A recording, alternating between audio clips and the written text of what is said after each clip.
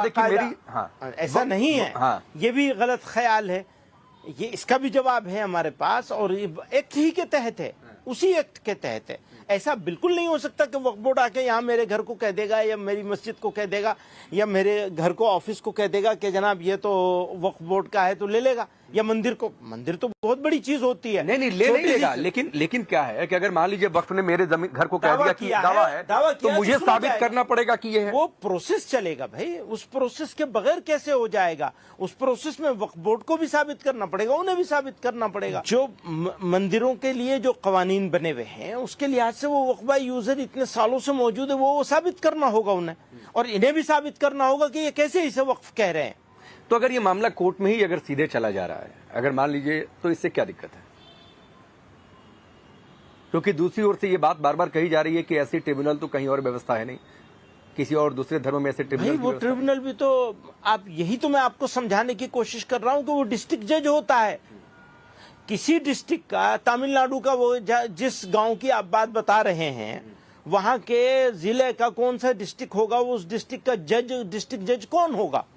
वही होगा वक्फ ट्रिब्यूनल। मैं इसलिए ये बात बार बार आपसे पूछ रहा हूं। अब ये लोग समझाते हैं कि वक्फ ट्रिब्यूनल का मतलब ये है कि मौलाना महमूद मदनी के पास आ जाएगा या वक्फ बोर्ड के पास। एक तो मौलाना महमूद मदनी के पास तो वक्फ बोर्ड भी नहीं है। आपने वक्फ बोर्डों को पॉलिटिकल चमचों के हवाले कर रखा है और वो जमीनें बेच रहे हैं, बेचते चले आए। उन्हीं सबको रोकने के लिए ये कानून बनाया गया है, और ये बहुत पुराना नहीं है, काफी कुछ रुका है, काफी कुछ प्रोटेक्शन हो रहा है। हालांकि जितना होना चाहिए उतना फिर भी नहीं हो रहा है। क्यों? आपने गलत लोगों को बिठा रखा है, वो गलत तरीके से चयन करते हैं। एक महिलाओं की एंट्री का मसला है, महिलाओं की एंट्री का मसला। हाँ, होना चाहिए, महिलाओं की एंट्री होनी चाहिए, वो एक प्रोसेस होना चाहिए। हम तो यही कहते हैं, आप एक्ट बनाइए SGPC की तरह से, उसका चयन करने का, उसके इलेक्ट करने का सिस्टम बनाइए, बजाय इसके के केजरीवाल साहब और अखिलेश साहब और योगी साहब और नीतीश साहब अपनी पसंद के लोगों को ले आए। क्या मतलब है इसका?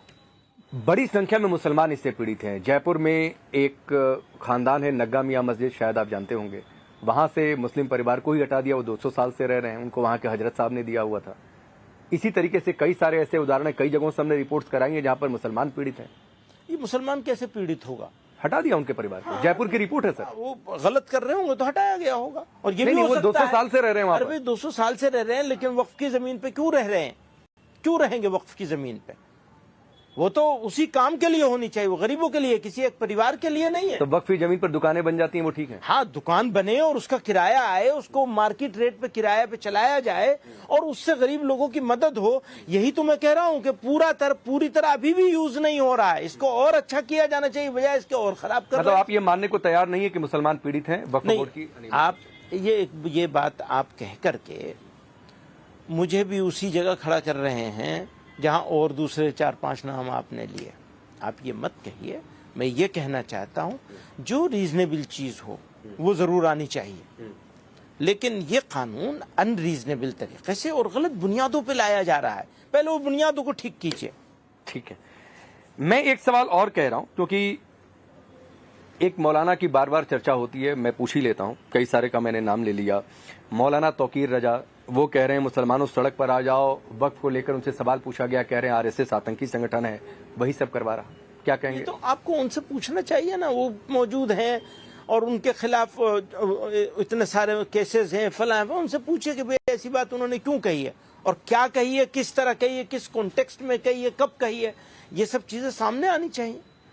RSS के बारे में आपकी राय तौकीर रजा से मैच करती है या अलग है? देखिए, बहुत सारे डिफरेंसेस हैं हमारे RSS के साथ, बहुत सारे डिफरेंसेस हैं, लेकिन मैं किसी की जबान, किसी के अल्फाज आप मेरे मुंह में क्यों डाल रहे हैं? मतलब आतंकी संगठन कहना गलत है? नहीं, आप मेरे मुंह में क्यों डालना चाहते हैं उनकी बात? नहीं, मैं तो उस पर राय पूछ रहा हूँ। या तो बता दीजिए सही है या तो बता दीजिए गलत है। बहुत सारी असहमतियां हैं और बहुत सारी चीजों में सहमति भी मिल सकती है, ढूंढे जाएंगे, लेकिन हम लोग असहमतियां ढूंढते हैं, सहमति नहीं ढूंढते। एक और साहब हैं जो आजकल देश से बाहर हैं, जाकिर नाइक। उनके कई सारे वीडियो हर दूसरे दिन अपने सोशल मीडिया पर डाल रहे हैं वक्फ के नाम पर कि वजूद का मसला है, मुसलमानों जाग जाओ, जैसे पूरे मुसलमानों को जगाने का ठेका उन्होंने ले रखा है। आप लोग इसके काबिल नहीं है। वो तो हर आदमी के अपने अपने तरीके होते हैं, अपनी मर्जी होती है। अब किसी के बारे में क्या तबसरा? नहीं तो जाकिर नाइक को आप भड़काऊ मानते नहीं, हैं कि हम किसी के बारे में क्यों तबसरा करेंगे? एक इंडिविजुअल के बारे में आप मुझसे क्यों? नहीं सर, वो पूरे मुसलमान कौम को लेकर वो बोल रहे हैं कि बोलने को तो कोई भी बोल सकता है ना। सारे हिंदुओं को लेकर कितने सारे लोग बोलते हैं, सारी बातें बोलते ही है ना। तो फिर नहीं सर, तो उधर से भी बोलते हैं ना, उधर से भी नारे लगते हैं, दोनों ओर से लगते हैं। मैं दोनों ओर के बारे में मैं क्या कहूँ? आप अभी जाकिर नाइक साहब के बारे में कह रहे हैं, मैं और दूसरों के बारे में। जाकिर नाइक भड़काऊ है कि नहीं? देश के लिए खतरनाक है? मेरा यही तो कहना है कि आप इंडिविजुअल के बारे में क्यों पूछ रहे हैं? इश्यूज के बारे में पूछिए मुझसे। अच्छा, आपने एक कानून बनाने की मांग रखी है, इस्लामोफोबिया, आप कह रहे हैं कि इस पर एक कानून बन जाना चाहिए, तो आप ये टर्म ही क्यों लेकर आ रहे हैं? आपको लगता है कि इस देश में इस्लामोफोबिया जैसी चीज है? मैं ये कह रहा हूं कि हेट क्राइम, हेट स्पीचेस, इसके खिलाफ कानून आना चाहिए। इसमें क्या बुराई है? मैं हेट के बारे में बात कर रहा हूं। नहीं, हेट के बारे में आप बात करें, ठीक है, बस। लेकिन आप कहें कि इस्लामोफोबिया पर कानून आना चाहिए। भाई मैं तो हेट क्राइम के बारे में बात कर रहा हूं। जो भी बात इस्लामोफोबिया पर नहीं आना चाहिए। भाई इस्लामोफोबिया भी इसमें आज की तारीख में सबसे ज्यादा इंसिडेंट, सबसे ज्यादा इश्यूज इस्लामोफोबिक है। आपको लगता है कि देश में, हिंदुस्तान में इस्लामोफोबिया है? इस्लामोफोबिक कुछ एक बहुत बड़ा षड्यंत्र करके अलग अलग तरीकों से इस देश की जनता को इस्लामोफोबिक बनाने की कोशिश की जा रही है और लगातार इंसिडेंट्स हो रहे हैं। नहीं सर, इस्लामोफोबिया है और इस्लामोफोबिक बनाने की कोशिश की जा रही है, दोनों अलग अलग बातें हैं। इस्लामोफोबिया अलग कैसे होगा? जब तक आप इस्लामोफोबिया क्रिएट नहीं करेंगे तब तक लोग इस्लामोफोबिक होंगे नहीं। तो सरतन से जुदा के जो नारे लगे उनको क्या कहेंगे आप? उसकी सबसे ज्यादा मजम्मत तो हम नहीं करिए, वो आपको पता भी नहीं चलती है। अगर आप वरना आपको सवाल करने की सर जी सुन लीजिए, आपको सवाल करने की जरूरत ही नहीं रहती अगर आपने वो देखा होता। उनसे ये लग रहा है कि आप ये कहना चाहते हैं कि इस देश में मुसलमान खतरे में है। नहीं, आप फिर दूसरी तरफ ले जा रहे हैं। यही तो आपका कमाल है। आपका कमाल है। मेरा क्या मैं है? आपका शुक्रिया अदा बीजेपी कहती है कि हिंदू खतरे में है, दूसरी पार्टियां कहती हैं कि बीजेपी की वजह से मुसलमान खतरे में है। खतरे में कोई आपकी इन बातों से आपने कह दिया कि पूरी सिविल सोसाइटी उस समय खड़ी नहीं हुई। देखिए, खतरे हमने खुद कहा कि अगर कोई भी बयान अगर खिलाफत में है और गलत है किसी के लिए, चाहे वो आपने जो बात कही प्रॉफिट साहब के लिए हो या किसी भी धर्म के जो ईश्वर हैं जिस उनके तरह लिए हो, से तो वो गलत है। जिस तरह से उसको कहा जाना चाहिए उस तरह उसको नहीं कहा जा रहा है। सोसाइटी कुछ नहीं बोल रही है, खामोश बैठी है। तो बात क्या हो गई है? कुछ मीडिया हाउस, कुछ पॉलिटिकल पार्टीज और कुछ चंद एक लोग इसको खड़े होकर अपनी मेजोरिटी साबित करने पे तुले हुए हैं कि मुल्क ऐसा है। मुल्क ऐसा बिल्कुल नहीं है। सर मेरा सवाल रह गया। एक मिनट, मुल्क ऐसा बिल्कुल नहीं। मुल्क ऐसा है कि इसने सर पे बिठाया है लोगों को, इस देश ने, इस देश के लोगों ने।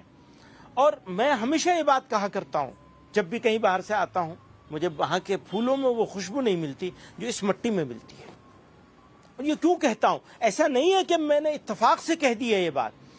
आज भी मैं इस बात को कहना चाहता हूं। मेरा यकीन है इंडियन मुस्लिम्स के लिए इंडिया से अच्छी जगह नहीं है कोई। आज तो सर फिर भी क्यों, मेरा सवाल रह गया कि क्या इस देश में मुसलमान खतरे में है? आप मानते हैं सर? मैं यही तो मैं तो इस सवाल का जवाब ही देने में इतनी सारी। तो सर हाँ या ना में बता दीजिए ना। हाँ ना में क्या बात है? मेरा ये कहता हूँ बकवास है ये सब। ना हिंदू खतरे में ना मुसलमान खतरे में। लेकिन जो सिचुएशन है बहुत गंभीर है। खतरे में डालने की कोशिश हो रही है। बहुत गंभीर सिचुएशन है। उस सिचुएशन को ठीक तरीके से एड्रेस करना होगा और खास तौर से पांडे जी आप जैसे लोगों। तो सर ये सिचुएशन आपको तब नहीं समझ में आती है जब सूरत के एक पंडाल में एक समुदाय जाकर वहां पर पत्थरबाजी कर देता है गणेश पूजा के दौरान। ठीक है। और उसमें मदरसे की इन्वॉल्वमेंट खुलकर सामने आती है जो अभी तक इन्वेस्टिगेशन की बात है। ठीक है। लखनऊ में घर में घुसकर गणेश मूर्ति तोड़ दी जाती है। मांड्या में आप जाकर देख लीजिए जो तस्वीरें वहां पर सामने आई, उससे हिंदू खतरे में आ गया है। नहीं, मैं ये बिल्कुल नहीं कह रहा। अच्छा, आप ये चाहते हैं? मैंने ये बिल्कुल नहीं कहा सर। तो उनको किसने प्रोवोक किया सर? आप ये समझ रहे हैं, आप ये समझ रहे हैं कि हम लोग उसका विरोध नहीं कर रहे हैं। नहीं, मैं आपकी राय, क्योंकि आपको इस देश के आपके कौम की एक बहुत बड़ी आबादी आपको फॉलो करती है। सर राय लेने के लिए सवाल दूसरी तरह से होगा, फिर वो इस तरह सवाल नहीं होगा जिस तरह आप सवाल कर रहे हैं। ये सवाल तो आपका, अगर मैं इस पर जरा भी राय दूं तो इसका मतलब ये होगा कि मैंने ये मान लिया कि सारा काम मुसलमान ही कर रहा है। तो ये वो मेरी राय लेनी है, वो दूसरी तरह आप सवाल करेंगे और मेरे ऊपर मेरे सर पे रख देना है तो सवाल इसी तरह होगा जैसा आप कर रहे हैं सर। तो इस तरह नहीं बल्कि उस तरह बात होगी कि जैसे देखिए देश हम सबका है, हम सबको मिलके इसको करना है। अब मैं बहुत दो टूक बात कहना चाहता हूं और हमेशा कही ये बात, इसमें लगी लिपटी रखने वाली कोई बात नहीं। अगर कोई मुसलमान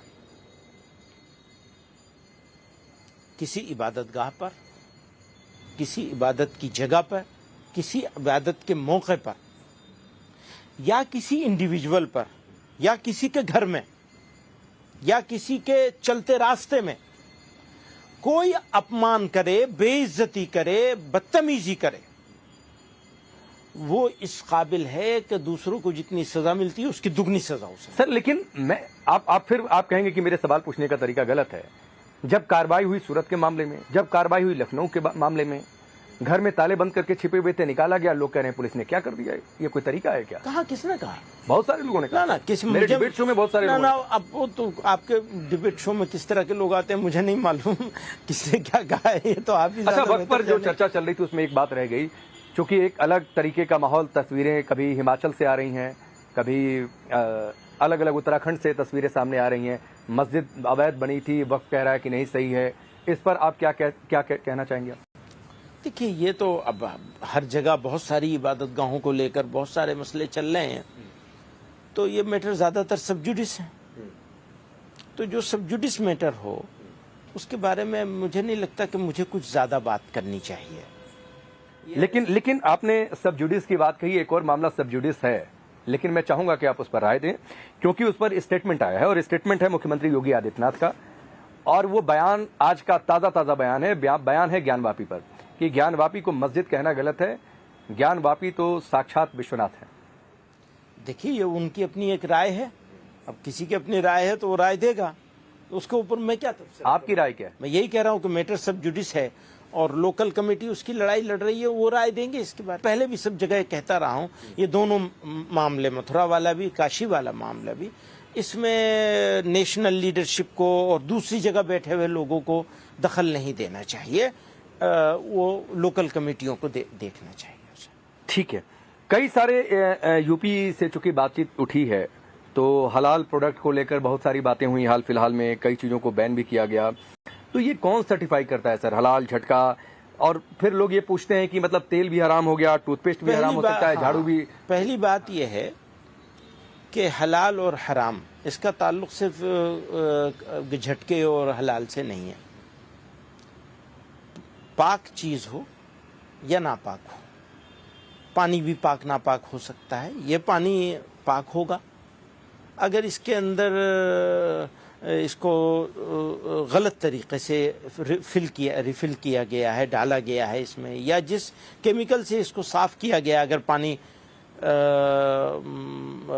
साफ करके डाला जा रहा है तो वो केमिकल कैसा है, उसके अंदर कहीं जेलेटिन का यूज़ तो नहीं हुआ है, तो इसको ज़रूरत है सर्टिफिकेशन की। अच्छा, एक और बात समझिए, एक है लोकल मामला, एक है इंटरनेशनल मामला। इंटरनेशनल मामले में जो इंपोर्टिंग कंट्रीज़ हैं उनकी डिमांड होती है, उस डिमांड पर ये सर्टिफिकेशन का प्रोसेस गवर्नमेंट ऑफ इंडिया के इंटरवेंशन से स्टार्ट किया गया है।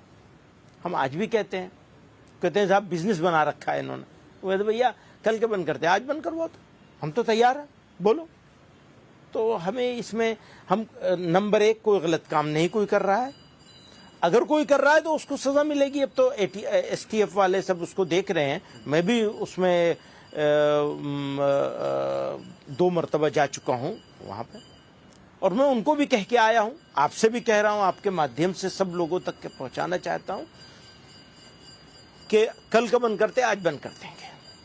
लेकिन एक बात याद रखिए, हम अगर ये पानी पाक नहीं है तो हम इसका यूज भी नहीं कर सकते, इवन हाथ मुंह धोने के लिए भी यूज नहीं कर सकते, हमारा हाथ भी नापाक हो जाएगा। अच्छा, योगी आदित्यनाथ की बातचीत चली थी, मैं एक सवाल पूछता हूं कि आपके हिसाब से मुख्यमंत्री योगी आदित्यनाथ मुसलमानों के लिए बेहतर है या बदतर है? देखिए, सिर्फ मुसलमान के पॉइंट ऑफ व्यू से आप क्यों देखते हैं किसी क्योंकि सर यही नैरेटिव सेट किया जाता है कि वो भगवादारी हैं, वो मुसलमानों के खिलाफ हैं।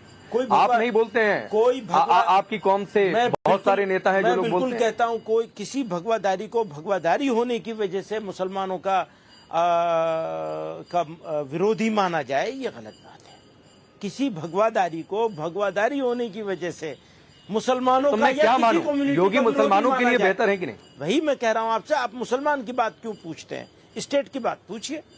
नहीं, दोनों बता दीजिए सर, नहीं, स्टेट और मुसलमान नहीं, दोनों बता मुसलमान दीजिए। की बात नहीं बताएंगे। आप राय नहीं जाहिर करना चाह रहे हैं। नहीं, मुसलमान के पॉइंट ऑफ व्यू से क्यों पूछ रहे हैं? आप एक विशेष कम्युनिटी की तरफ क्यों ले जा रहे हैं? सारी क्योंकि यही पोर्ट्रे किया जाता है कि योगी जो है मुसलमानों के खिलाफ है। बहुत सारे लोग हो सकते ये हैं। आप नहीं बोलते होंगे, अखिलेश यादव बार बार बोल देते हैं। बहुत सा भाई वो एक पॉलिटिकल पार्टी के हेड हैं, उनको ये सूट करता है, उनको वो सूट करता है, दोनों